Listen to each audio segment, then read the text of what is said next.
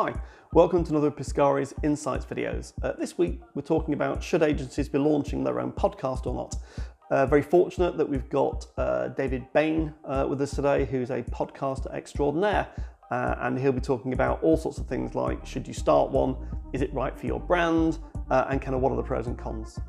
You may also have heard of Google's 3H content marketing model, but what about the fourth H? So watch out later on in the episode for what the fourth H is and why it's so important. Morning, David. How are you?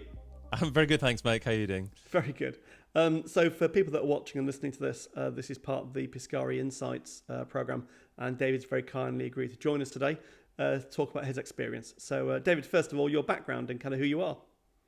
Thank you. Yeah, great to be on here, Mike. Great to be on here with you. So I've got quite an extensive background. I was actually involved in starting my first online business in the year 2000. So we won't go step by step since then, because it could be a long time if we explain everything. I launched my first podcast in the year 2006, got heavily involved in podcasting from 2014 onwards.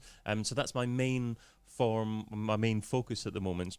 I've got quite an extensive background in digital marketing in general, but it's hard to do everything in digital marketing, so that's why podcasting is my main focus. Very good. Excellent. So how should marketing agencies be using podcasts as part of their business development activities in kind of 2021, do you think? Sure. Okay. I think just taking a step back a little bit, I think it's important just to think about what a podcast is and why that form of content is the appropriate form of content to use. A podcast is obviously a type of content, and the reason why people want to subscribe to a podcast is that it delivers educational, inspirational, regular content to the consumer. And there are lots of different types of content as well.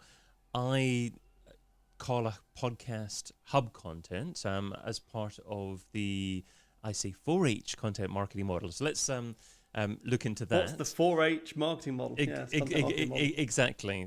So that actually stems from Google and YouTube launching or making people aware of the 3H content marketing model, which is hero, help, and hub content. So back about 7 years ago or so, Google tried to encourage more people to publish content on YouTube, and they shared the 3H model as a way to actually think about content to be creating for YouTube. But this is a great content model for any type of content out there. To go into it into a little bit of depth, hero content is the type of content that makes a splash. Pillar content. It could even be a movie, but it's the type of content that people are likely to share a lot, really resonate with, and perhaps discover a brand through.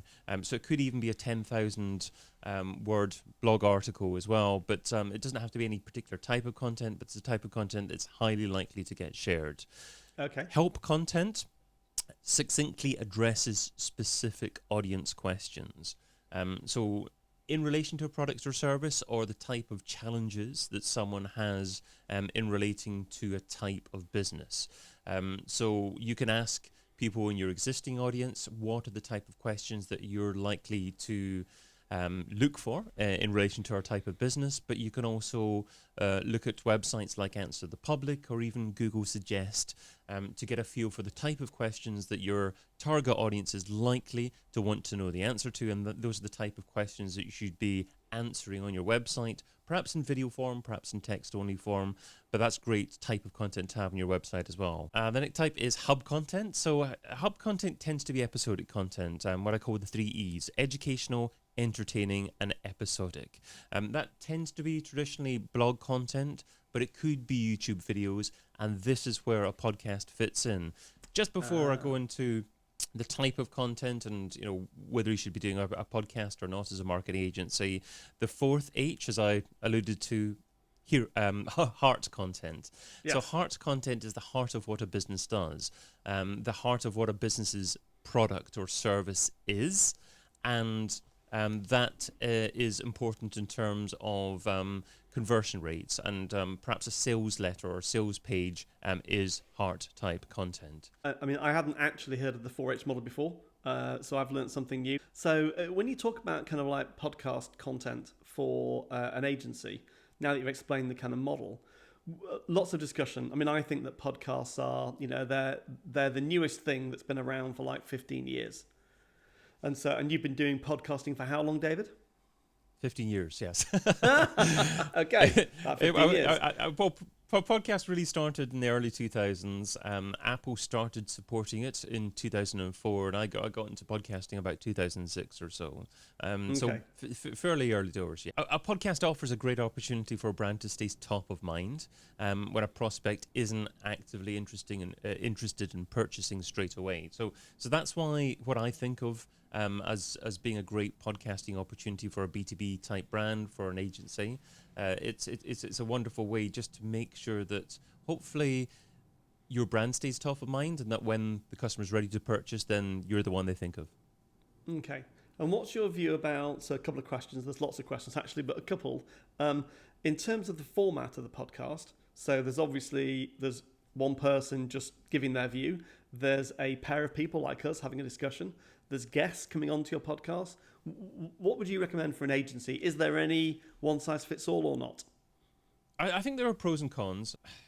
Really, a podcast can be challenging to produce, and when you have a couple of people on there, when you have a discussion, then it can be easier content to produce because you can just think of a framework beforehand. You can have a nice discussion as well, and that can be like the audience, the listener is just hearing, a part of a conversation.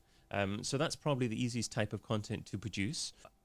A type of podcast which is just produced internally or just produced by one person tends to be more challenging in that it needs more preparation.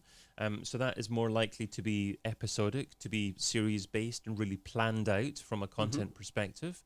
So that can perhaps produce content that's more appropriate to filter your prospects through when they engage with you initially, and then you can drive them to a specific episode to educate them a little bit more about perhaps something that your business does or some type of content in association to your product or service. I wouldn't say it's necessarily one type of content is best. It's also what you feel most comfortable with producing best yourself.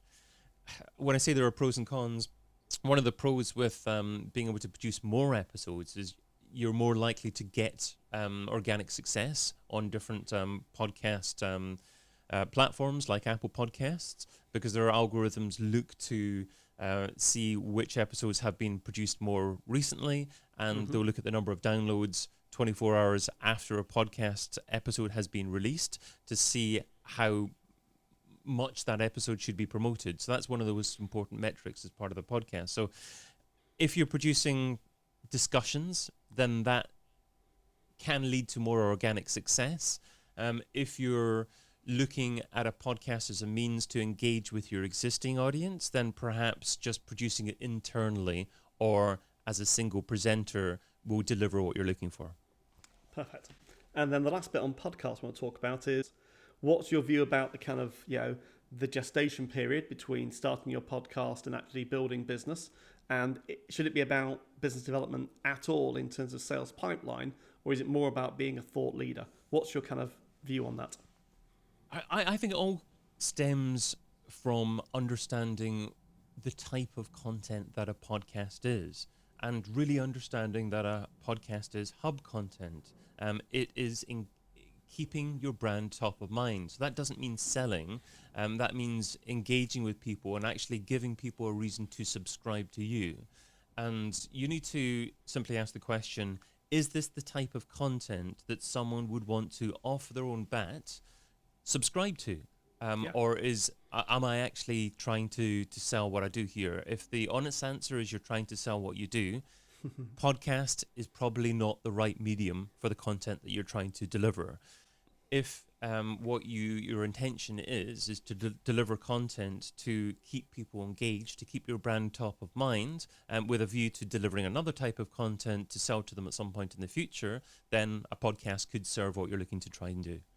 Yeah, I completely agree with that. Absolutely. I think my view on content strategies is you've got to be in it for the long term. It can take years to build a position of authority through the different content types that you develop. Yeah. And you need And to do selling's it not with, a bad thing, but it needs to be done at the right time in the right place when someone actually wants it.